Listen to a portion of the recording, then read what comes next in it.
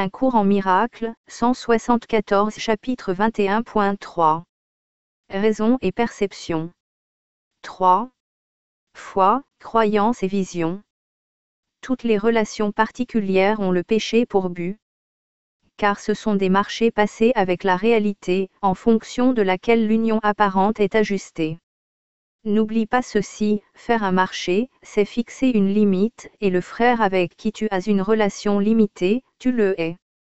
Il se peut que tu essaies de respecter le marché au nom de l'équité, parfois en exigeant paiement de toi-même, plus souvent peut-être de l'autre. Ainsi, par l'équité, tu tentes d'apaiser la culpabilité qui vient du but accepté de la relation. Et c'est pourquoi le Saint-Esprit doit en changer le but afin qu'elle lui soit utile et qu'elle ne puisse pas te nuire. Si tu acceptes ce changement, tu as accepté l'idée de faire de la place pour la vérité. La source du péché a disparu. Tu peux t'imaginer que tu en ressens encore les effets, mais ce n'est plus ton but et tu n'en veux plus. Nul ne permet qu'un but soit remplacé tant qu'il le désire, car rien n'est enchéri et protégé qu'un but que l'esprit accepte. Ce but, il le poursuivra, tout gaiement, mais toujours avec foi et avec la persistance qu'apporte la foi inévitablement. Le pouvoir de la foi n'est jamais reconnu si elle est placée dans le péché. Mais il est toujours reconnu si elle est placée dans l'amour. Pourquoi est-il si étrange pour toi que la foi puisse déplacer des montagnes ? Cela est certes un bien petit exploit pour un tel pouvoir. Car la foi peut garder le Fils de Dieu enchaîné aussi longtemps qu'il se croit attaché à des chaînes. Et quand il en est délivré, c'est tout simplement parce qu'il ne croit plus en elle, leur retirant la foi qui leur permettait de le retenir et la mettant plutôt dans sa liberté.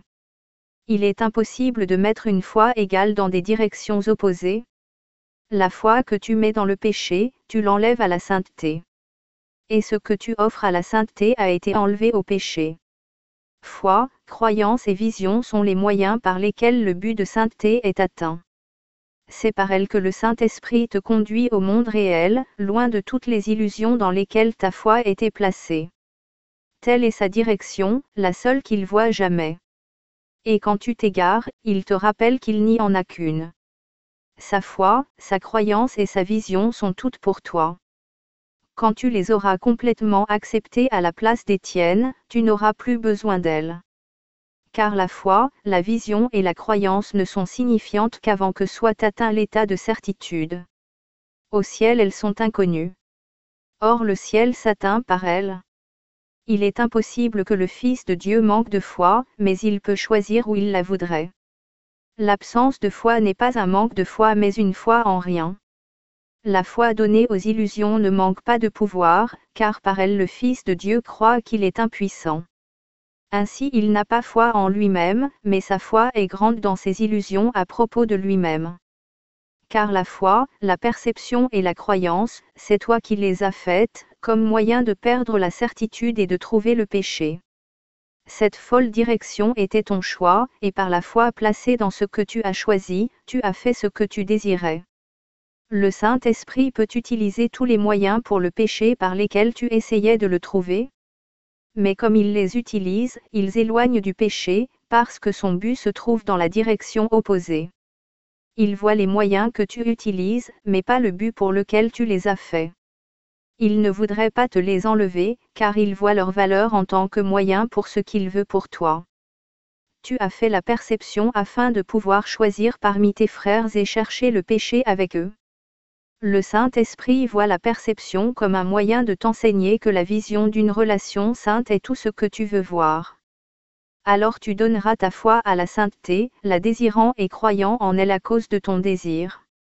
La foi et la croyance sont maintenant reliées à la vision, et tous les moyens qui servaient au péché sont redirigés vers la sainteté. Car ce que tu penses être péché est l'imitation, et celui que tu essaies de limiter au corps, tu le hais parce que tu le crains. Par ton refus de lui pardonner, tu voudrais le condamner au corps parce que les moyens pour le péché te sont chers. Ainsi le corps a ta foi et ta croyance. Mais la sainteté libérerait ton frère, enlevant la haine en enlevant la peur, non pas comme un symptôme, mais à la source. Ceux qui voudraient libérer leur frère du corps ne peuvent avoir aucune peur. Ils ont renoncé aux moyens pour le péché en choisissant de laisser leurs limitations leur être enlevées. Comme ils désirent voir leurs frères dans la sainteté, le pouvoir de leur croyance et de leur foi voit bien au-delà du corps, soutenant la vision et n'y faisant pas obstacle. Mais d'abord ils ont choisi de reconnaître combien leur foi avait limité leur compréhension du monde, désirant placer son pouvoir ailleurs si un autre point de vue leur était donné. Les miracles qui suivent cette décision naissent aussi de la foi. Car la vision est donnée à tous ceux qui choisissent de détourner leur regard du péché, et ils sont conduits à la sainteté. Ceux qui croient dans le péché doivent penser que le Saint-Esprit exige un sacrifice, car c'est ainsi qu'ils pensent que leur but s'accomplit. Frères, le Saint-Esprit connaît que le sacrifice n'apporte rien. Il ne fait pas de marché. Et si tu cherches à le limiter, tu le haïras parce que tu as peur. Le don qu'il t'a fait est plus que tout ce qui se trouve de ce côté-ci du ciel. L'instant où tu le reconnais est proche. Joins ta conscience à ce qui a déjà été joint. La foi que tu donnes à ton frère peut accomplir cela. Car celui qui aime le monde le voit pour toi, sans la moindre tache de péché et dans l'innocence qui en rend la vue aussi belle que le ciel. Ta foi dans le sacrifice lui a donné un grand pouvoir à tes yeux, sauf que tu ne te rends pas compte qu'à cause de cela, tu ne peux pas voir. Car le sacrifice doit être exigé d'un corps, et par un autre corps. L'esprit ne pourrait ni le demander ni le recevoir de lui-même. Pas plus que le corps. L'intention est dans l'esprit, qui essaie d'utiliser le corps pour mettre en œuvre les moyens pour le péché dans lesquels l'esprit croit. Ainsi la jonction de l'esprit et du corps est une croyance à laquelle ne peuvent échapper ceux qui estiment le péché. Et ainsi le sacrifice est invariablement un moyen pour limiter, et donc pour haïr. Penses-tu que le Saint-Esprit se soucie de cela? Il ne donne pas ce dont il a pour but de t'éloigner. Tu penses qu'il voudrait te priver pour ton bien? Mais, bien, et privation, sont des opposés qui ne peuvent se joindre en aucune façon de manière signifiante. C'est comme dire que la lune et le soleil ne font qu'un parce qu'ils viennent avec la nuit et le jour, et qu'ils doivent donc être joints. Or la vue de l'un est signe simplement que l'autre a disparu de la vue.